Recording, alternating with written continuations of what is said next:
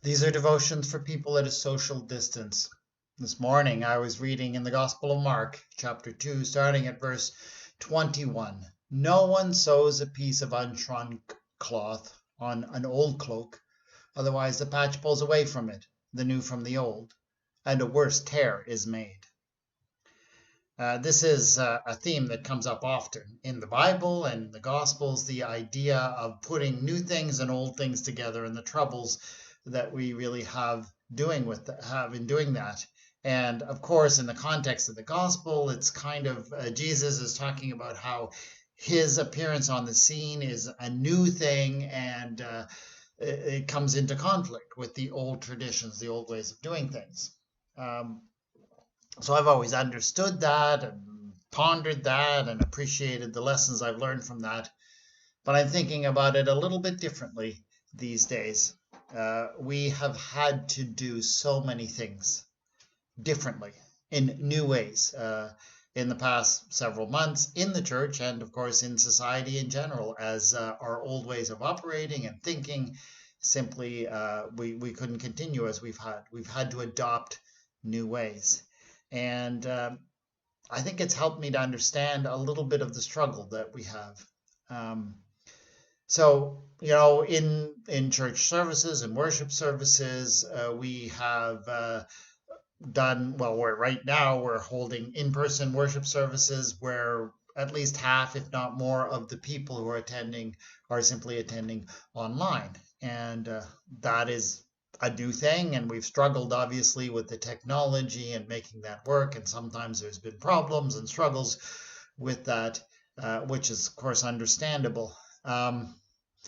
But this passage makes me think of the other problem that we may have with all of that.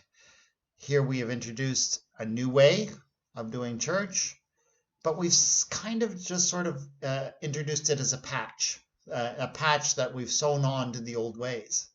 And some of the stress we have is that new patch is shrinking, is settling in its way, and it's pulling away from the fabric of what is old and traditional.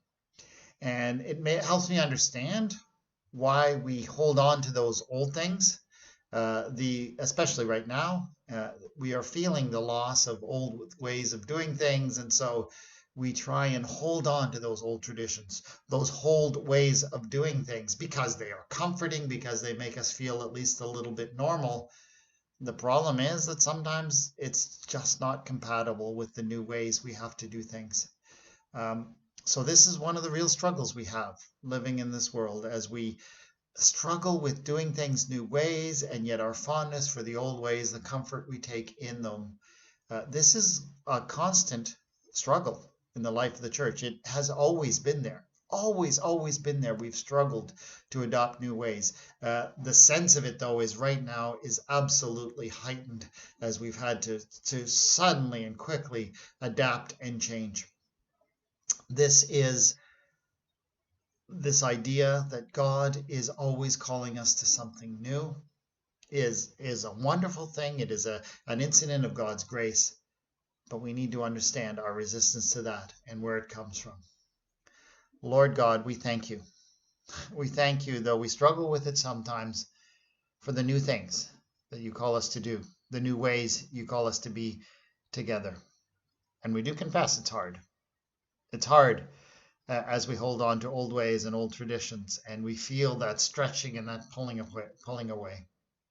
Thank you that you're with us in the struggle. Thank you that you do send the new things and help us to grow so that we can be the church we need to be right now. Amen.